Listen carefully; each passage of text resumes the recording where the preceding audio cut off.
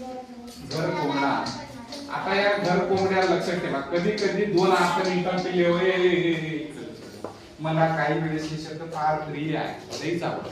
पण घर कोंबडा कसा घरातल्या घरात राहतो, जर अभ्यास करत असेल तर ठीक आहे. घर कोंबडा एखादा सायंटिस्ट आहे, रिसर्च करायला लागला, ठीक आहे, आतल्यात राहतो, बरं का माहिती. एका जागी कॉन्सन्ट्रेशन, मोकाट फिरायला लागलं तर मोठं मोकाट फिरायला म्हणजे गावावर फिरायला लागलं हा.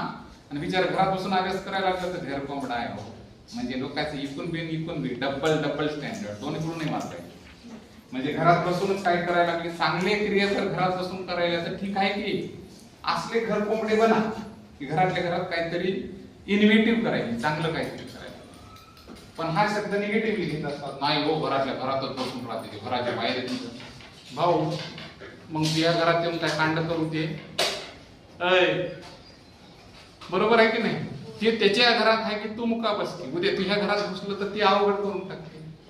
म्हणून कधी कधी बाळांनो जे घर कोंबडे होतात त्याला घर कोंबडेच राहू दे, नाहीतर लोकांच्या घरात घुसलं की उपद्रव करतात.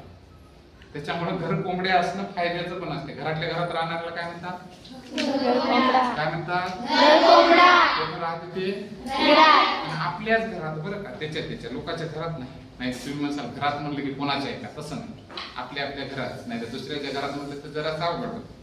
कवा पाटील घोरपड चिकाटी घोरपड काय करते, चिकाटी. मला वाटते हे गुण माणसात असावा, एखाद्या गोष्टीला चिटकून बसलं की पक्क धरायचं आपलं.